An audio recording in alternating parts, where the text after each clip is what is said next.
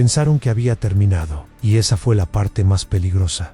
Después del primer evento, el ambiente cambió, no porque el lugar fuera distinto, sino porque la percepción humana necesitaba creer que lo peor ya había pasado. El alivio llegó rápido, demasiado rápido, como si aceptar un cierre fuera más urgente que entender lo ocurrido. El silencio ayudó. No pasó nada durante horas, luego días. El entorno volvió a parecer estable, familiar, controlado.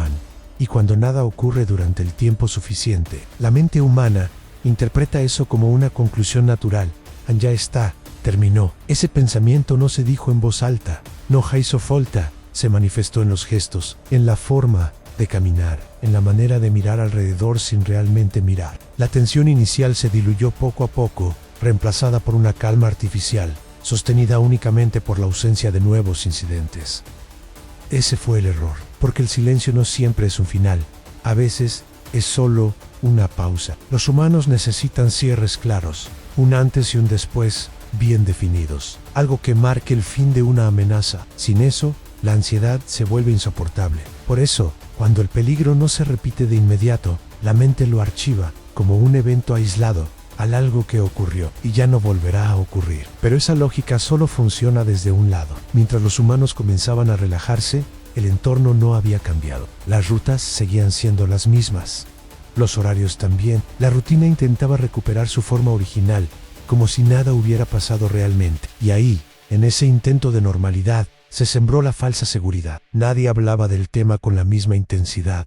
Las miradas ya no buscaban señales. El cuerpo ya no estaba en alerta. El primer evento empezaba a transformarse en recuerdo, no en advertencia. Para los humanos, eso era sanador. Para el animal, era información. La ausencia de cambios confirmó algo esencial. No hacía falta desaparecer del todo. No era necesario alejarse. Bastaba con esperar a que la tensión humana se disipara por sí sola. Y siempre lo hace, porque el miedo cansa. Y el cansancio baja la guardia. Si esta historia te está tocando, comenta aquí abajo desde donde estás viendo y qué hora es ahora mismo. Creer que algo terminó es una necesidad emocional, pero esa necesidad no altera la realidad, solo la forma en que se la observa. Y cuando la observación se debilita, el riesgo no se va, se oculta mejor.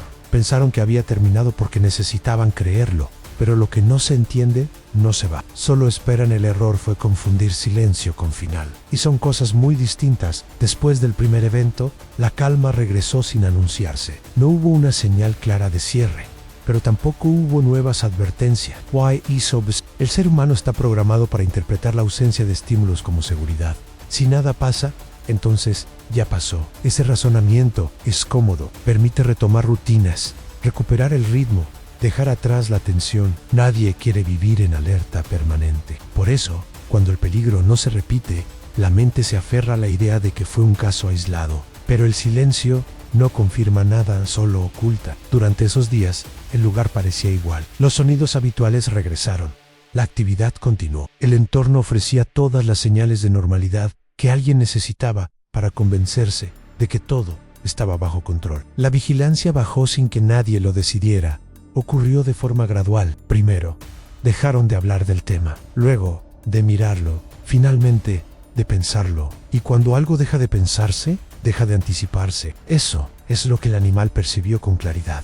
El silencio no lo confundió, lo tranquilizó, no porque indicara ausencia humana, sino porque indicaba ausencia de alerta. Nadie estaba esperando nada. Nadie estaba preparado para repetir la experiencia. El primer evento se había convertido en un recuerdo incómodo, no en una advertencia activa. Ese es el momento más vulnerable. Mientras los humanos interpretan el silencio como alivio, quien observa lo interpreta como oportunidad. La falta de reacción sostenida es una señal tan clara como cualquier advertencia visible. El animal no necesitó volver de inmediato. No había urgencia.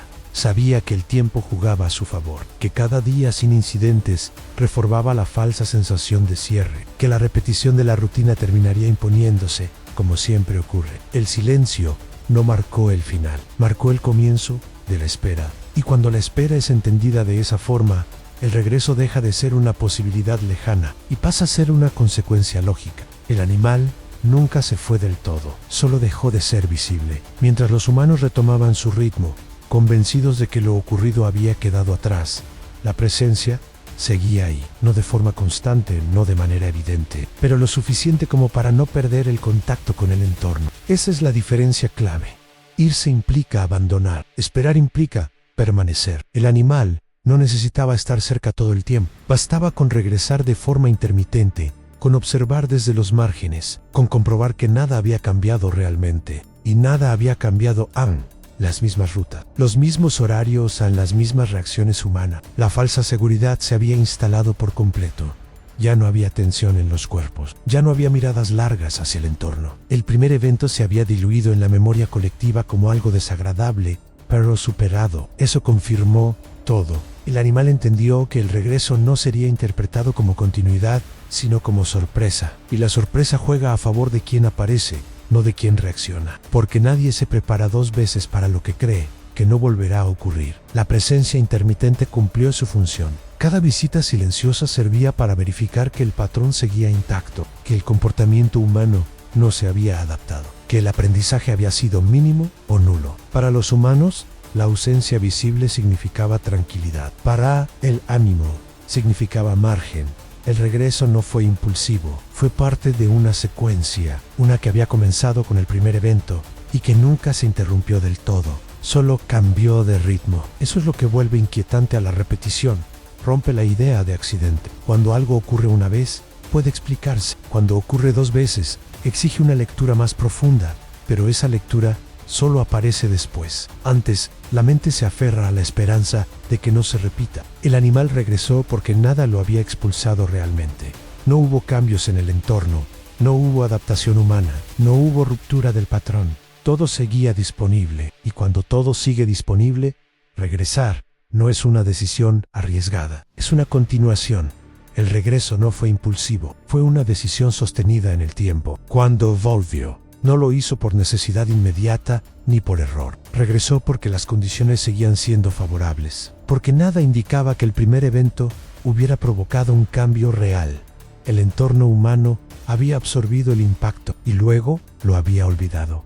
Ese olvido fue decisivo. Para los humanos, el regreso rompió una ilusión y la ilusión de cierre. La idea de que lo ocurrido había sido una excepción, algo que no se repetiría. Por eso, el segundo encuentro se sintió distinto, más pesado, más inquietante. No era solo miedo, era desconcierto, porque el regreso destruye la lógica del accidente.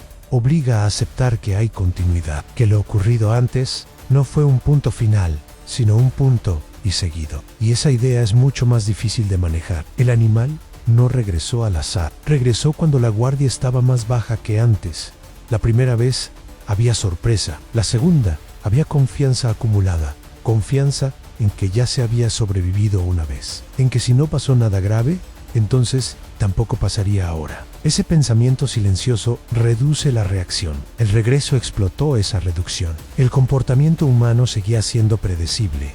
Las rutas no se modificaron, los horarios tampoco. Incluso la conversación sobre el primer evento había perdido intensidad. Eso indicaba que el impacto emocional se estaba desvaneciendo. Y cuando el impacto se desvanece, la atención también. El animal percibió esa transición. Entendió que la repetición no provocaría preparación, sino incredulidad. Nadie espera que algo vuelva justo cuando cree haberlo superado. Por eso el segundo evento es más desestabilizador que el primero. No por su intensidad, sino por su significado. El regreso dejó claro que la amenaza no había terminado, que nunca se había ido. Solo había esperado a que la mente humana bajara la guardia por completo. Y cuando eso ocurrió, volvió a ocupar el mismo espacio. No necesitó cambiar nada, no necesitó adaptarse. La adaptación había ocurrido del otro lado, y no a favor de quienes creían estar seguros. La repetición rompió la seguridad mental. Ahí fue cuando todo cambió. El primer evento había sido procesado como un susto, algo intenso, pero aislado. El segundo, en cambio, activó otra cosa. Una sensación difícil de nombrar. No era solo miedo, era la certeza de que el entorno ya no obedecía las reglas que creían conocer. Cuando algo regresa, deja de ser casual, se vuelve consciente. Las personas empezaron a notar detalles que antes pasaban desapercibidos. Sonidos que siempre habían estado ahí ahora parecían nuevos. Movimientos mínimos generaban tensión. El lugar, que antes se sentía familiar, empezó a sentirse observado, pero esa reacción llegó tarde. La mente humana necesita repetición para aprender, pero esa misma repetición puede volverse destructiva cuando confirma una amenaza en lugar de eliminarla, porque cada regreso refuerza la idea de que no hay control real, que lo ocurrido no fue una excepción, que puede volver a pasar, y eso desgasta. La paranoia no aparece de golpe, se filtra lentamente, cambia la forma de caminar, de mirar, de detenerse, introduce duda donde antes había certeza, pero aún así no siempre genera adaptación efectiva. A veces solo genera ansiedad. El animal percibió ese cambio también. Notó la tensión, pero no la reorganización. Notó el miedo, pero no una ruptura del patrón. Las rutas seguían siendo las mismas. Los horarios apenas variaban. La reacción emocional había cambiado, pero el comportamiento estructural no han, y eso es clave. El miedo sin acción no modifica el entorno, solo lo vuelve más frágil porque agota. Y cuando el miedo se vuelve constante, deja de ser útil. Se normaliza, igual que la rutina. La repetición no sirvió como advertencia, sirvió como confirmación. Confirmación de que el entorno humano estaba atrapado entre dos estados, en demasiado confiado antes, demasiado cansado después. En ninguno de los dos había verdadera atención. Ahí, la seguridad mental se rompió por completo. No había alivio posible en solo espera. Y esperar sin control es una de las experiencias más debilitantes, porque cuando algo ya volvió una vez, nunca se va del todo.